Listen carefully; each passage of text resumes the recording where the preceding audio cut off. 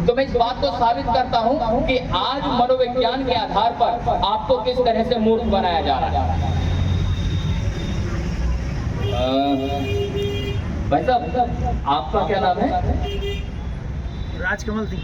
राजकमल जी, राजकमल जी, एक कार है, ऐसे मान के चलिएगा कम से कम 10 करोड़ की कार है, यूं कहिएगा लैम्बोर्गिनी, ठीक, और आप उस कार को चला रहे बैठी बैठी। ये जो लैम्बोर्गिनी है बड़ी महंगी कार है, बहुत स्पीड में चलती है, विदेशों में इसकी बहुत ज्यादा डिमांड है। एक दिन क्या हुआ, वो कार मुरादाबाद की सड़कों पर दौड़ने लगे।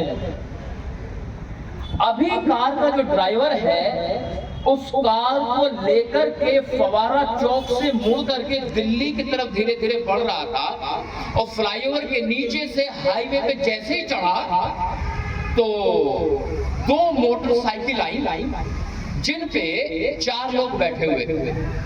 उन्होंने गाड़ी के सामने जाकर के मोटरसाइकिल को रोक दिया और उन चारों लोगों के हाथों में गन थी। गन भी बड़ी आधुनिक गन थी, और गन पॉइंट पर उन्होंने लैम्बोर्गिनी को रुकवा दिया।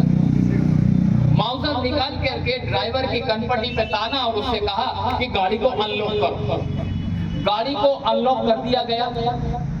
एक आदमी ड्राइवर के बराबर वाली सीट पे बैठ गया और 2 आदमी ड्राइवर के पीछे वाली सीट पे बैठ गए, और वो जो 2 मोटरसाइकिल थे वहीं छोड़ दी और एक आदमी वहीं छूट गया। उन तीनों के हाथ में गन है। अब गन पॉइंट पर ड्राइवर से कहा गया कि गाड़ी चलाओ। गाड़ी चल पड़ी।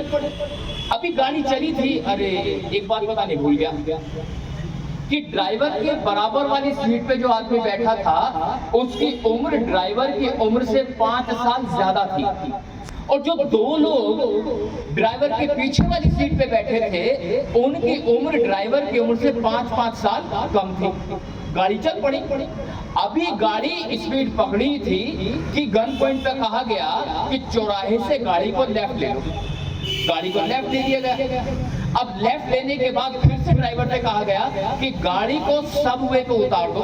अब सबवे पे उतार दिया गया। सबवे से कहा गया कि गाड़ी को कच्चे में उतार दिया जाए। अब गाड़ी को कच्चे में उतार दिया गया। जैसे ड्राइवर को कहा गया वैसे गाड़ी चलाते रहे। पर एक बात बतानी भूल गया कि वो जो ड्राइवर है, ड्राइवर के बराबर वाली सीट पे जो आदमी बैठा है उसकी उम्र ड्राइवर की उम्र से 5 साल ज्यादा था, और जो 2 लोग पीछे बैठे हैं उनकी उम्र ड्राइवर की उम्र से 5-5 साल कम थी।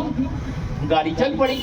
अभी गाड़ी चलते चलते गांव में आ गई। गांव में जैसे घुसी थी तो वहां बहुत सारी भीड़ लगी हुई थी, कुछ लोग खड़े हुए थे। तो गाड़ी में बैठे हुए लोग डर गए कि कहीं ऐसा तो नहीं इन्हें पता चल गया हम कौन है। अब उनमें से एक आदमी उतर के गया, जाके देखा क्या मामला हो गया। तो उन्होंने कहा कि एक बुजुर्ग की डेथ हो गई है, इस वजह से सब लोग इकट्ठा हो रहे हैं। तो गाड़ी को उनसे बचा करके आगे ले जाया गया। पर एक बात बतानी भूल गया, वो व्यक्ति जो ड्राइवर के बराबर वाली सीट पे बैठा था उसकी उम्र ड्राइवर की उम्र से 5 साल ज्यादा थी, और वो 2 व्यक्ति जो ड्राइवर के पीछे वाली सीट पे बैठे थे उन दोनों की उम्र ड्राइवर की उम्र से 5 साल कम थी। गाड़ी चल पड़ी। गाड़ी चलते चलते बिल्कुल एंड पॉइंट पर पहुंच गई जहां पे गांव खत्म हो रहा था। जहां गांव खत्म हो रहा था वहां पर गाड़ी पहुंची तो गाड़ी को रोक दिया गया। तो वहां एक पीपल का पेड़ था। पीपल के पेड़ के पीछे गाड़ी में बैठे हुए जो 2 लोग थे उतर करके गए। गाड़ी में अभी ड्राइवर बैठा है और बराबर वाला आदमी बैठा है, गन पॉइंट पर रोक के रखा है। वहां जाकर के उन्होंने बेलचे से जमीन को खोदना शुरू किया। अभी जैसे जमीन को खोदा तो उसमें से एक बैग निकला। बैग को खोल के देखा तो उसमें 2-2 हजार के वो वाले नोट रखे हुए थे, क्योंकि बात उसी समय की जब 2000 का नोट चलता। अब वो नोटों का बैग लेकर के गाड़ी में आके बैठ गए और ड्राइवर से कहा कि गाड़ी चलाओ।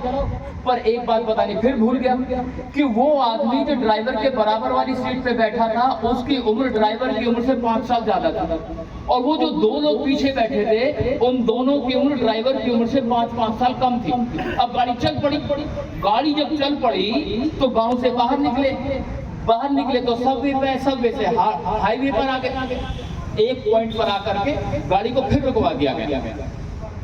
पर एक बात बताने फिर भूल गया, वो आदमी जो ड्राइवर के बराबर वाली सीट पे बैठा था, उसकी उम्र ड्राइवर की उम्र से 5 साल ज्यादा थी, और जो 2 आदमी पीछे बैठे थे उन दोनों की उम्र ड्राइवर की उम्र से 5-5 साल कम थी।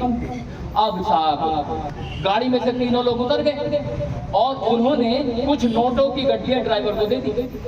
ड्राइवर ने अपनी जिंदगी में इतना नोट नहीं देखा था, वो तो जैसे पागल सा हो गया। लेकिन कहानी को आगे बढ़ाने से पहले एक सवाल मेरे मन में आ रहा था, कहो तो पूछ लूं। जिससे पूछूंगा वो जवाब देगा, डिस्टर्ब कोई नहीं करेगा, जिससे पूछूंगा वो जवाब देगा। सवाल ये है कि भाई साहब ड्राइवर की उम्र क्या थी? आपसे ड्राइवर की उम्र क्या थी? आइडिया साहब आप बताएं, ड्राइवर की उम्र क्या रही होगी? 30 साल। आपने किस गणना के आधार पे बताया? हाँ, मतलब आगे बैठा था वो 5 साल ज्यादा था, जो पीछे बैठे थे 5-5 साल कम। ओके मैम, आप बताएं कि ड्राइवर की उम्र क्या रही होगी? 45 होगी, अंदाजे से बता रही हैं आप। अच्छा, आप बताएं क्या उम्र रही होगी ड्राइवर की? 40+ रही होगी। ये सब आंकड़े लगा रहे हैं। मुझे ऐसा लग रहा है कि शायद आप जरूर बता पाएंगे ड्राइवर की उम्र क्या रही होगी? 50 साल। 50 साल। आपने किस आधार में बताया? क्योंकि जो उम्र का हिसाब बन रहा था, हाँ, जो उम्र का हिसाब बन रहा था वो 5 साल प्लस 5 साल छोटा प्लस साल 2 छोटे बड़े के साथ। हाँ, उससे 5 साल बड़ा था। हाँ, उससे 5 साल बड़ा था। नहीं, अब मैं बताता हूँ, ये बताओ ड्राइवर था कौन? मैंने कहानी शुरू करने से पहले एक व्यक्ति को खड़ा किया, खड़े हो जाओ। मैंने इनसे पूछा इनका नाम क्या है और इनसे कहा कि आप गाड़ी चला रहे हैं, am I right? इनकी उम्र तो जो गाड़ी चला था वही ड्राइवर है ना? तो जवाब क्या होना चाहिए था कि जितनी इनकी उम्र है उतनी ही ड्राइवर की उम्र है। अब ध्यान से सुनना, असली मुद्दे को छिपाने के लिए मैंने बार बार कहा कि किसी की उम्र क्या है और किसी की उम्र क्या है। आप सबके दिमाग से मैंने निकाल दिया कि ड्राइवर कौन है। बात समझ में आई क्या कहना चाह रहा हूँ? जब मैं यहाँ खड़ा अभी आपके लिए ये कर सकता हूँ, तो वो लोग जो टीवी पे आकर के बोल रहे हैं, वो लोग जो बड़े बड़े मंचों पर बोल रहे हैं, वो आपकी जिंदगी में कितना बड़ा परिवर्तन कर सकते हैं तो आप अंदाजा लगा सकते हैं। और ये हो रहा है। अब तो पता चल गया ड्राइवर यही थे। अब इन्हें जो चोर डकैत पैसा दे के गए थे, इन्होंने अपनी जिंदगी में पहली बार इतनी दौलत देखी। और जब इतनी दौलत देखते अच्छे की खोपड़ी खराब हो जाती था। अब इनके मन में सबसे पहले आ रहा था कि किसी तरह से दौलत को लेकर के मैं घर पहुंचूं, घरवाली को दूंगा, वो पैसा मैं घरवाली को दूंगा। इन्होंने आओ देखा न था और गाड़ी स्पीड पे दौड़ा दी। जब मस्तिष्क नियंत्रण में नहीं होता तो कुछ भी नियंत्रण में नहीं होता। मन में बहुत सारे विचार घूम रहे थे कि आज तो इतनी सारी दौलत मिल गई, इस दौलत का मैं ये करूंगा वो करूंगा, अब तो मेरे बच्चे विदेश में पढ़ेंगे, अब तो मैं बड़े बड़े व्यापार कर सकता हूँ, इतनी सारी दौलत आ गई, अब मुझे ड्राइवर बने रहने की आवश्यकता ही नहीं है। ये सब दिमाग में चल रहा है। अभी ये सब दिमाग में चल रहा है, हठात गाड़ी ठोक दी जाके एक खंबे में। अब यहाँ से ध्यान से सुनना, सवाल जिससे पूछूंगा केवल वही जवाब देगा। गाड़ी खंबे में जा ठोकी।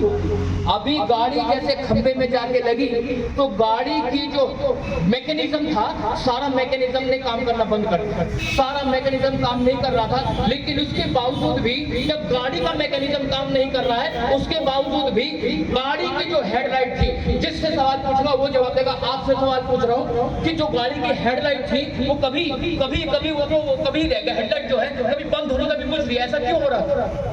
बाकी सब चुप रहेंगे क्योंकि तार लूज हो गया था।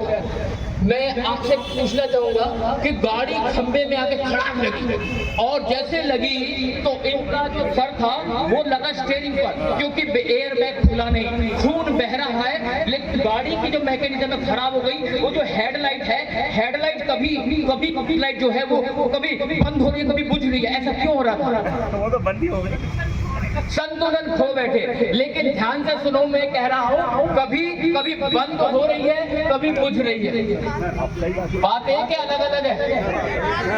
कभी बंद हो रही है, कभी बुझ रही है।